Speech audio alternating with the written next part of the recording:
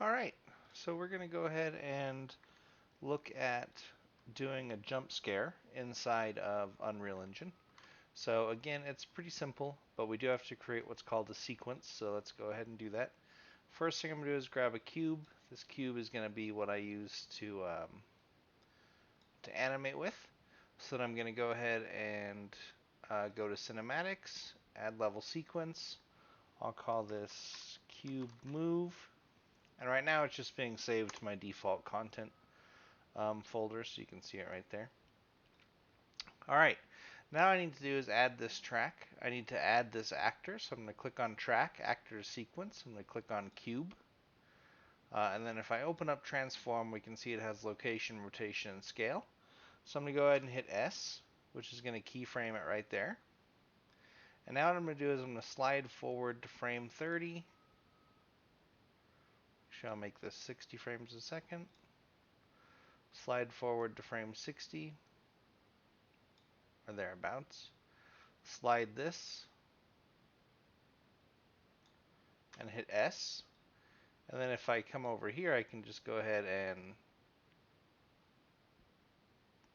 scrub that back and forth, which is nice, so I can see it, which is fine.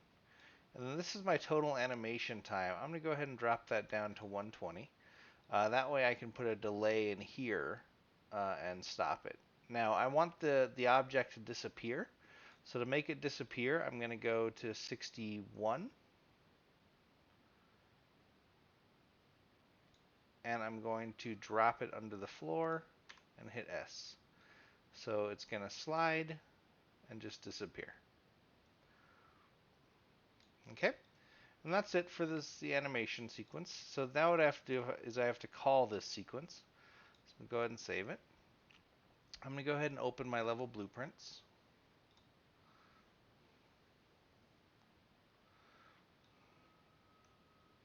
Okay, now I don't have a box trigger yet, so I've got to put down my box trigger.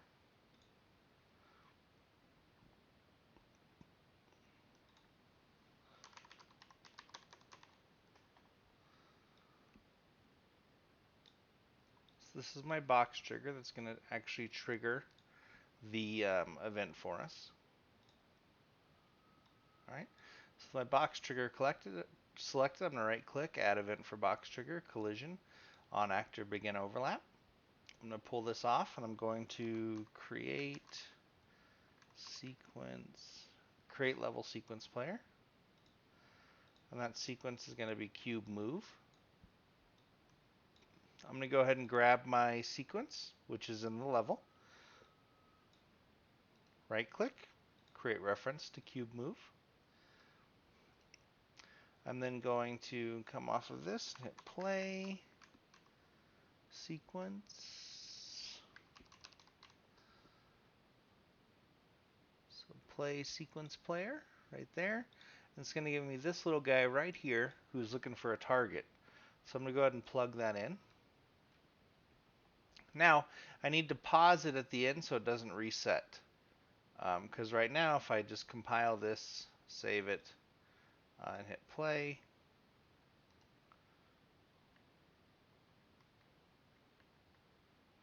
it's going to reset. And then I can hit the box again. Okay? So we don't want that. So we need to do once, obviously.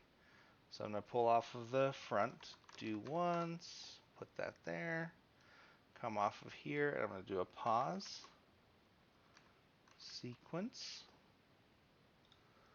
There's pause. Now if I just run it like this, it's going to pause it immediately. So instead I'm going to do a delay. So I know that my animation is exactly 1 second because I made it 60 frames. So I'm going to make this delay 1.5 seconds. So it's going to pause it after the fact. If I compile, it's going to have an error. It's because this guy is looking for this sequence player. Boop. Connect that, hit save, hit play. It's going to disappear, and it's not going to come back. And I can't trigger the box again, which is exactly what we want. And that's it.